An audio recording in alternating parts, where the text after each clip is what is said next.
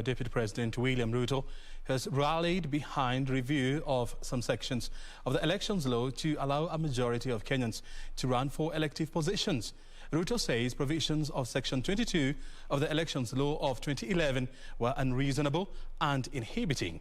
This even as Elgeyo Marakwet Senator Kipchumba Murkomen plans to table an amendment to remove degree certificate requirement for those seeking to contest for Parliament and county assemblies. Deputy President William Ruto now wants the election law 2011 relooked at afresh.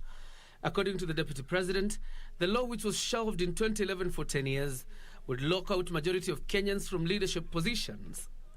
The Deputy President says it was time unreasonable restrictions were eliminated on the way of voters and candidates to be able to vote or vie in an election or referendum. The Constitution, Article 200 of the Constitution, provides for Parliament to make legislation for qualifications of both voters and candidates for all elective positions in Kenya. But Article 38 of the same Constitution says and prohibits any unreasonable restrictions being placed in the way of voters or candidates to be able to vie or vote in any election or referendum. Ruto argues that it is unnecessary to demand for uniform qualifications from leaders running for different elective positions in the country. If the intention of the Constitution was to provide a uniform qualification for all those positions, then it would have provided it in the Constitution. But the Constitution realized that there are different responsibilities.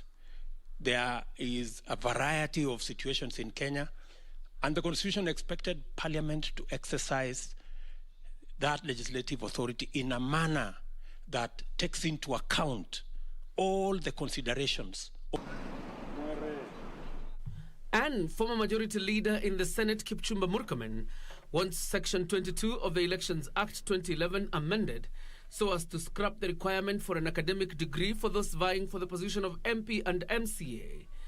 Murkomen wants the act amended to only provide for proficiency in English and Swahili. Meanwhile, Machakos Governor Alfred Mutua is challenging political leaders to focus on issues instead of always invoking the name of a Deputy President, William Ruto. Mutua claims the obsession of a Deputy President by his political competitors was giving him unnecessary mileage ahead of the 2022 polls. Unajua, imekuwa siasa za Kenya ni siasa za kupanga vile watu watapinga William Ruto. Ukisikia vile Uhuru anaongea, Raila anaongea, viongozi wanaongea, wote wanalenga kumpinga Ruto. Na hiyo kila wakati kuongea mambo ambayo inamuongezea Ruto jina inampatia sifa. Viongozi tuache kuongea kuhusu Ruto, tuongee kuhusu ni nini tutawafanyia wananchi. Ni sera gani tuwaletea wananchi? Kwa sababu tukiongea kuhusu Ruto kila wakati anapata hiyo marks ya kuongelewa kila wakati yuko kwa gazeti.